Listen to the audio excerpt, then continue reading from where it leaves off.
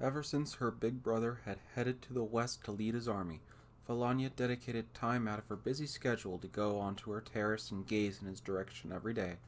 She understood it was a silly, pointless thing to do. His letters were proof enough that he still hadn't returned. No matter how much she rubbed her eyes, she knew he wouldn't appear in front of her. She understood in theory, not in practice. Now that she thought about it, she'd done the same thing while he was studying in the Empire. Back then, she looked toward the east. If there was no one to interrupt her, she could continue to stare out forever. Truth be told, with the king bedridden and the prince gone, very few people could scold her for her actions. Princess, please return to your room. Too much wind is not good for the body. One of those people, the Chamberlain Holly, called from within, and Falania turned to face a swarthy, elderly woman of portly stature, with short hair and dark skin. It was uncommon to see those of her race, even in Natra. She was from the southern part of the continent, but Falania didn't know the details. For as long as she could remember, this woman had taken care of her. Just a little while longer. I have to pray for his safety, Falania said. Whether you're praying on a cold terrace or inside a warm room, I'm sure they'll be heard all the same. That's not true. I think God listens to the prayers of those who are suffering. Then I believe God would say you should take care of yourself first. Besides, Princess, these hot, fresh pancakes may end up in my stomach if you're not careful. Oh dear, luring me in with food. What a dirty move, Holly. My God says it's a sin to let hot food go to waste.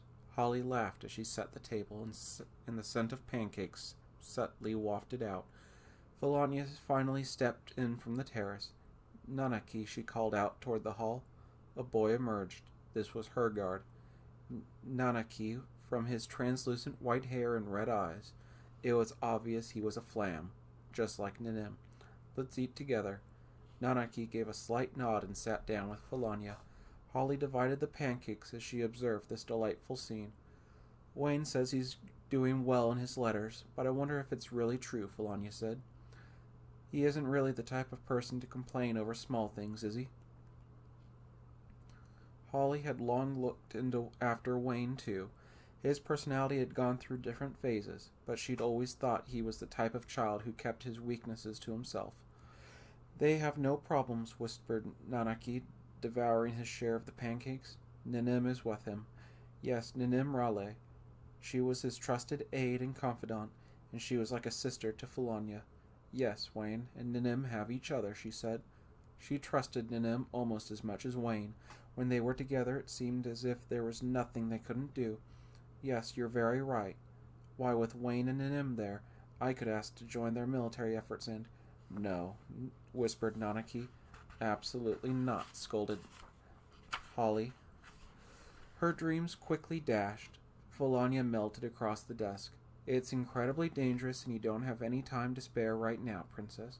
You said you were interested in studying politics, didn't you? Well, yes, I suppose I did. Though Falania had been raised with the tenderest love and care, she'd recently started diving into her studies in order to help her brother, but when it came down to it, her studies were quick to become a bother and slow to come to fruition. She unconsciously moaned at each and every lecture. Ah, he must be facing challenges. I can't even imagine, but I'm sure he's dealing with them just fine. Falania gave a small sigh as she thought of her brother galloping around the west. As for how Wayne was currently faring, this sucks.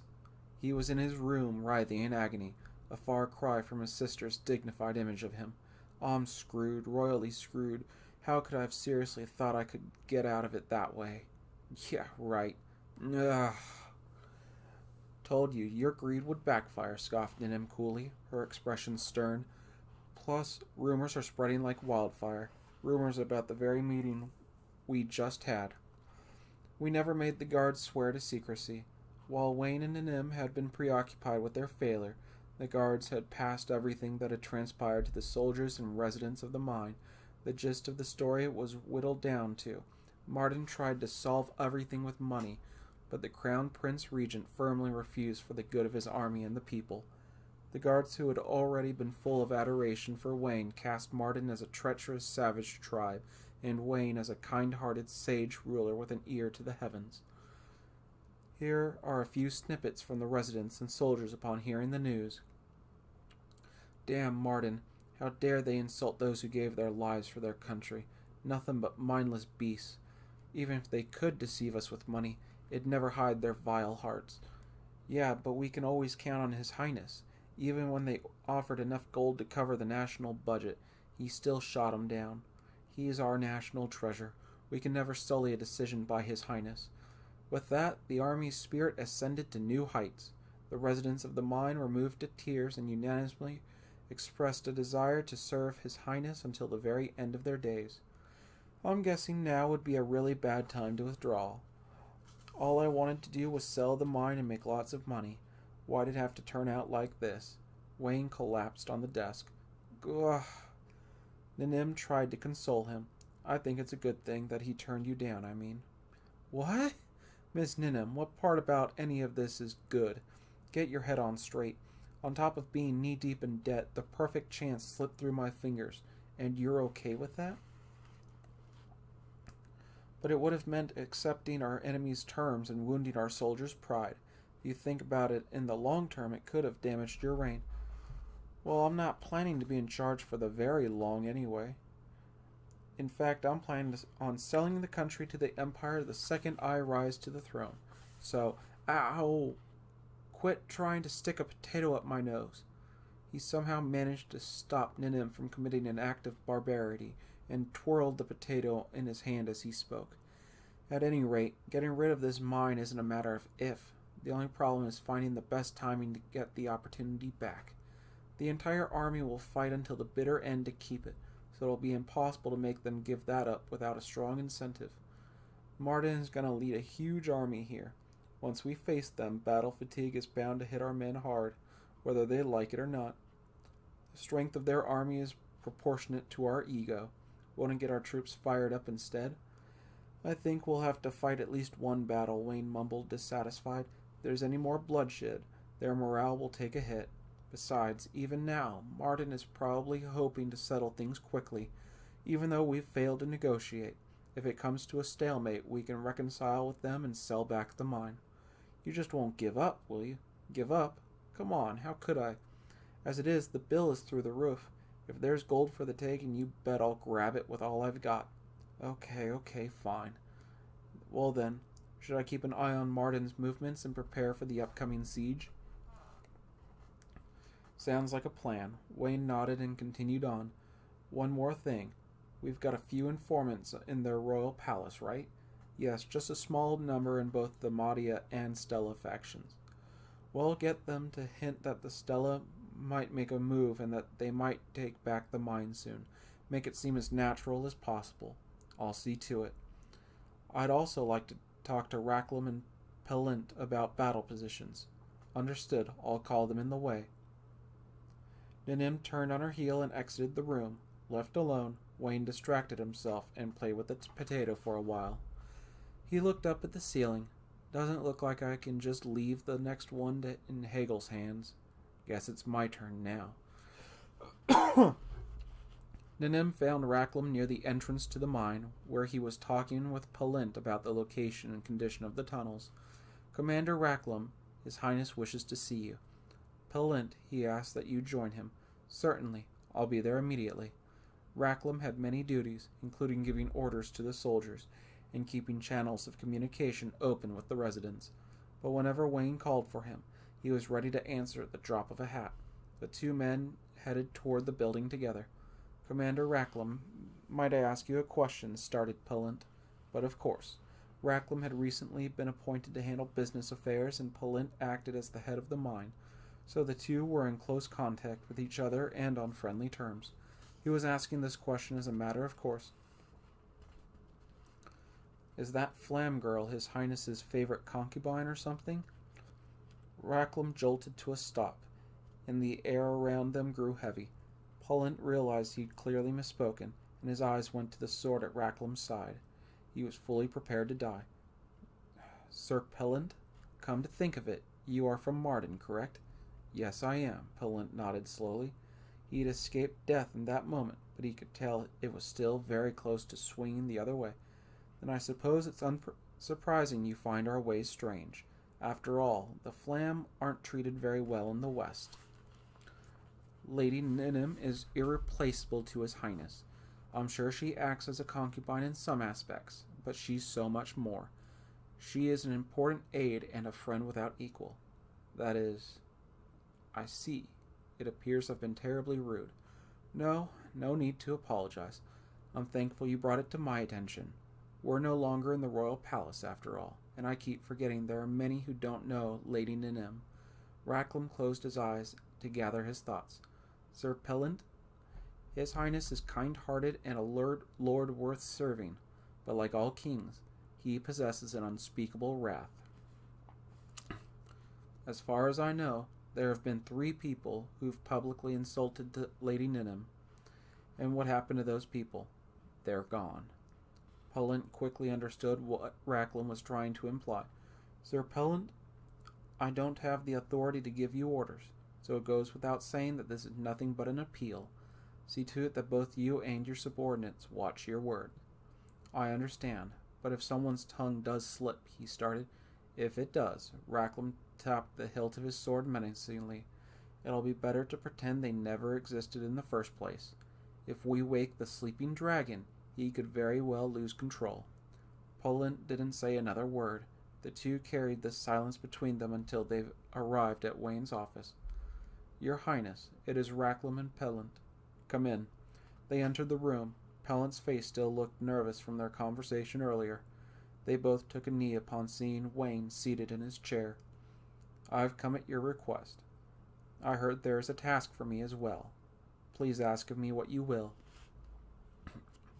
Wayne listened to their statements and nodded. Did you hear about our negotiations with Marden the other day? Yes, such news has reached my ears. Well then, this should go quickly. There's no longer any chance of avoiding battle with Marden. We'll have multiple war councils from now on to hammer out the details, but we'll most likely decide to ultimately defend the mine and fight them there. So there's something I want you two to work on ahead of time. Wayne grinned and began to explain his plan. While Natra was outlining its defense strategy, Marden was moving to take back the gold mine. How many soldiers do we have? In the royal court, Minister Holonia was spearheading battle preparations. We currently have around 20,000, much less than we planned. What's going on? The head of the Madia's Monas family is still reluctant to join the troops. How preposterous at a time like this. Tell them the king will have their heads if they throw any more tantrums. Understood. He issued more orders to his subordinates than headed for the king's hall. As Holonia stood before him, King Fishtair made no effort to hide his irritation. Holonia, why haven't you eliminated those pests yet? My king, please wait just a short while longer. I promise to bring you glorious victory. That much is a given. Listen, those fools were insolent enough to turn down an offer to talk this out. These gnats have forgotten their station and sullied my name for a second time. There will be hell to pay. Even though King Fishtair had zero interest in diplomacy from the very beginning, it was unacceptable for anyone to reject an offer made in his name. He had considered the kingdom of Natra to be far beneath him, and he couldn't imagine the correct response to his proposal to be anything other than humble bootlicking. Holonia still couldn't stop laughing about it, thanks to Minister Medan advocating for a diplomatic resolution. His political opponent had been cast aside by the king and his influence at least halved. On top of that, Holonia was trusted with commanding the upcoming battle, meaning the Stella had all the power. No one was left to stand in his way. If he succeeded in taking back the gold mine, his position in the royal palace would be set. He'd drive out the Madia blight and have both the politically clueless king and the rest of his country under his thumb. However, a pitifully small country like this will not satisfy me. I'll have to go big. More ambitious efforts and a clear path ahead filled him with immense joy. As he stood gloating, the voice of someone important reached his ears. Is this where you were, my king? A handsome man, clad in armor, appeared before Holonia and the king. He was the young General Drawwood, one of the Stella and a full supporter of Holonia. I apologize deeply for my tardiness. I, Drawwood, have arrived at His Royal Majesty's request. About time. As Drawwood loudly declared his loyalty, Fishtail gave him a sour look and sniffed. It was common knowledge among the retainers that Fishtail hated Drawwood, jealous of his good looks. Even so, now that Marden was late in the game, even Fishtail knew he couldn't cast him aside, especially for a reason as petty as his face. Moreover, the general's youth and good looks were no accident. His handsome features would quickly make him popular with the people, and his youthful lack of experience meant he would be easy to keep a handle on. Drawwood was chosen to put on a good face and make a push for the Stella, more than his talents and gifts. Welcome back, General Drawwood. I can only imagine the difficulties you've suffered while protecting our western lands. There were no major encounters. It was relatively peaceful. It was true. Western Marden was stable, though he was really only there to gain clout. It was impossible for him to fail in such a place, however talentless he might be. The soldiers keeping an eye on Natra are the ones facing the heat.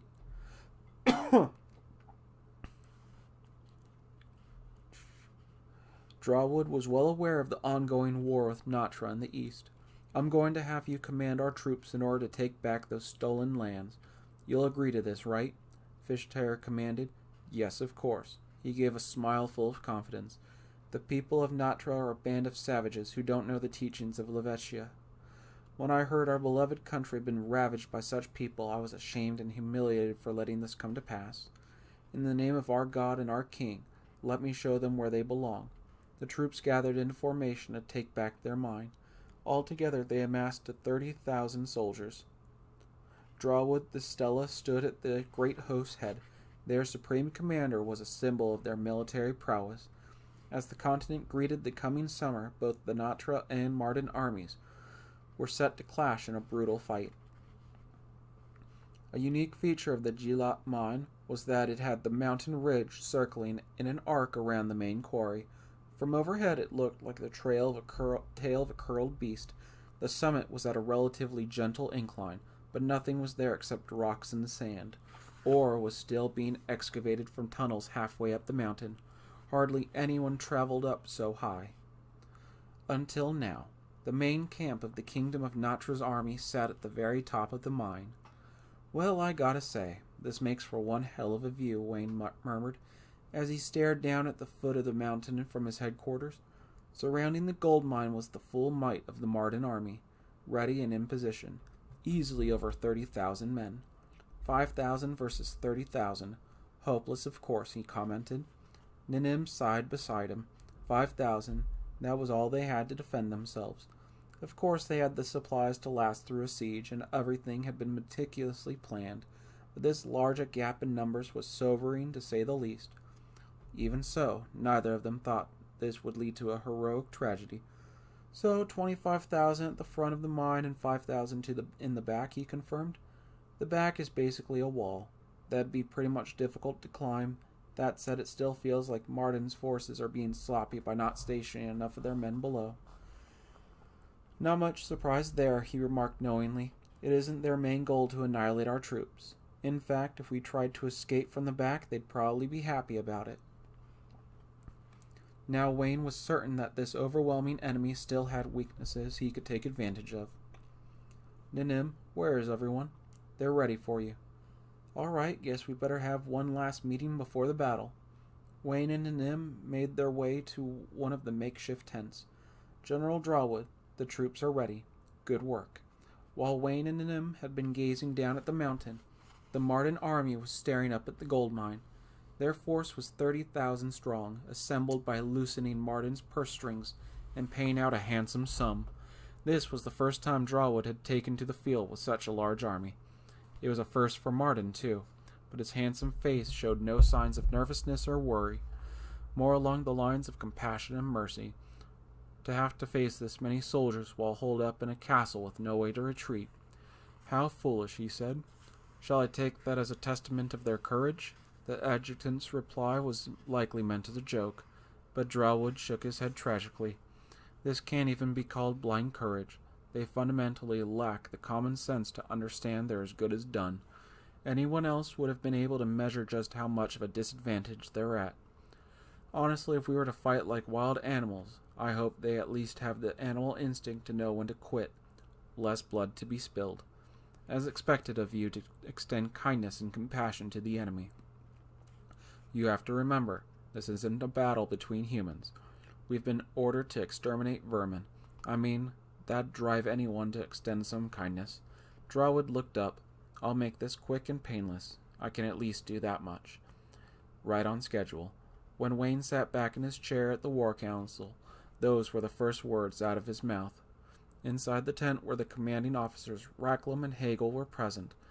There was no unrest among them, and everyone knew he wasn't bluffing. It was worth instigating events within their royal palace. There's no question the enemy is looking for a quick fight. They are hoping to overpower us with a large force so that we have no choice but to make our escape. If we don't, they'll take over the mine in one go. Is that right? Yeah, this way we've at least got a chance. The worst case scenario would be getting caught in a battle of attrition where the Natra army would be forced to use up their limited stamina. If that's what the Marden wanted to do, they would have prepared a few thousand soldiers to keep an eye on the mine and cut off Natra's trade and supplies, instead of sending a massive army. That would have been effective, seeing the surrounding regions were still under the control of Marden, and Wayne was in a semi-isolated location. It wouldn't be easy to maintain his force's strength and continue protecting the mine. If they couldn't replenish their supplies, if things became dragged out, they'd be driven into a corner and Natra would be the first to raise a white flag. But Marden didn't do that. They were too caught up fretting about the gold mine, their nation's lifeline. They couldn't bear to have it taken away from them for another second. There's no question they really struggled to pull together 30,000 soldiers. The army will use up a ton of resources and supplies from day one, and they're sure to be short on guards along the country's border. In that case, they won't be able to keep this up for very long. I'd say they'll probably last about a month. He'd come to this conclusion after compiling the information his spies had gathered. It was very accurate. If they held out against Marden for a month and forced them to withdraw, Natra would be rewarded with renewed confidence, and Marden might realize they weren't going down so easily. Then I might get a second chance at reconciliation. He wouldn't fail this time. As he carried this mistake with him, Wayne announced, "Let's go, everyone. It's going to be a messy month." Marden made the first move. That went without saying. There were 3 paths in the mountains leading up to the mine, and the Marden soldiers rushed up each of them simultaneously. Of course, Natra's forces were waiting for them at each path, and the sharp sound of battle echoed through the region. Forward! Crawl over your dead comrades if you have to. Keep moving. Stop them. Kick them off the path. On the other side, the angry roar of soldiers and barked commands flew in every direction. The battlefield was submerged in heat and passion, but it was only the beginning. The determination to win rose to the surface on both sides. "Oh, looks like Natra's got some spirit after all. Ha ha ha. A brush with death will make anyone frantic. Seeing how long they can keep up should be fun." In an unexpected turn of events, the Marden commanders found that their enemy wouldn't go down easily at the start of the battle. But as they observed their opponents, they remained perfectly calm. The enemy's strength was only temporary. Besides, their own military force made it obvious there was no cause for concern. In less than a few hours we should be able to take the mountain's 3rd station. Back at the royal palace, Drawwood had made the firm promise that Natra would fall within the week. At this rate, it'd likely be less than half that time. As he thought of their triumphant return in the near future, he broke into a small smile. Then, just as expected, his soldiers began to grow adjusted to the battle. A change in tides burst forth. However, it sorely went awry. What's this? The Marden forces were being pushed back. What's going on? Peeking down the edge of the mountain summit, Palint was bewildered when he saw the scene below. Since this was war and the residents of the mines were civilians, many of them fled to Natra. Those who chose to remain were conscripted as soldiers. Even so, they had hardly any training and primarily worked as military engineers. Palint had stayed behind to continue acting as a mediator and now stood in the middle of a war zone. His heart swirled with feelings of anxiety and doubt. The enemy had 30,000 soldiers. 30,000. Upon hearing these numbers, Palint prepared for death. Being back under Martin's rule would leave him with no more than a few years anyway. Falling on the battlefield to repay his highness wouldn't be so bad. That had been his line of thinking when he chose to stay. Why do we have the upper hand, he wondered aloud. The state of the battle was beyond his expectations. One after the other, the soldiers of Natra rotated between repelling the Marden men on the mountain path and blocking their way. As he stared down in confusion, he heard a voice behind him. There are a number of reasons. Startled, Palint quickly turned around in surprise. Your Highness. Relax, as you were. Wayne held out a hand to stop Palint from taking a knee as he walked over to stand by his side. First of all, their men must have been trained separately. Look at the back of the Marden army. There's kind of a whitish group there, right? Yes, that is. They're Commander Drawwood's elite forces. They look white from the light reflecting off their armor. Now what about the Marden soldiers at the foot of the mountain? They aren't very well equipped. Exactly, he nodded. Most of their army consists of farmers paid to fight. Drawwood is too stingy to use his elites and toss the untrained soldiers into battle first. But our troops were trained to the Empire standards. Plus, we have pride and confidence from beating them last time. We're no pushovers, he scoffed. On top of that, at this time of year, there is a strong air current that blows from the summit to the foot of the mountain. Thanks to that, our arrows can catch the wind and reach deep into the heart of the enemy. On the flip side, their arrows drop halfway. We've also placed guards in blind spots and set up a number of trenches to weaken the enemy's offense. But most important is this terrain we're fighting on. The terrain? 5,000 versus 30,000. The numbers are scary at a glance, but take a look. How many do you think are fighting right now? Upon hearing this, a realization struck Palint. There were 30,000 enemy soldiers, but in reality, the vast majority were idly circling around them, doing nothing in particular. Only a few hundred were actually fighting. The mountain paths aren't wide by any means. There's no way for them to fully deploy thousands of soldiers. As a result, it went from 5,000 versus 30,000 to a few hundred from each side, each duking it out. Doesn't that just tickle you, Palint? The rest of them are simply a bunch of freeloaders getting meals for no work in return. I see. So that's why you suddenly had the miners shave down the mountain. It was to create a greater incline to stop the Marden from advancing in large numbers, I'm guessing. Exactly. It's not so bad if you're agile and not loaded down by a weapon, but trying to ascend a slope with swords and spears is hell. Even if you claw your way up, our soldiers are waiting for you at the top. They've got no choice but to use the designated roads. However, with all due respect, what if the Marden forged their own path? We won't have to worry about that for a while, Wayne said, shaking his head. They probably would have considered making new paths if there weren't any roads at all, or if they were narrower and fewer in number. But there are 3 to choose from, and it's not impossible to fight on them. Carving their own way would take time and require the right tools.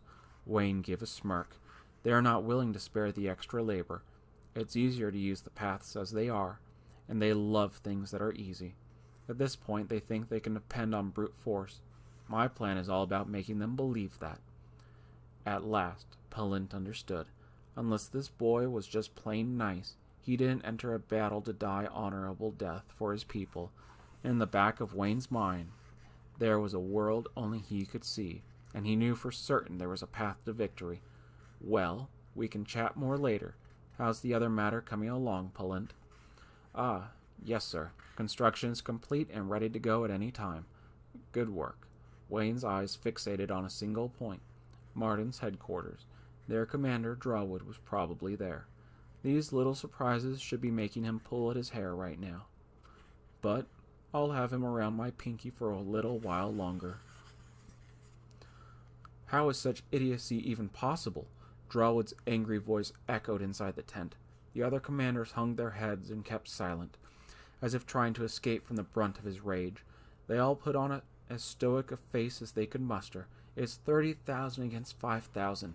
How are you failing to take control of one mountain? 3 days had passed since the start of the battle, and Marden had achieved absolutely nothing in that time.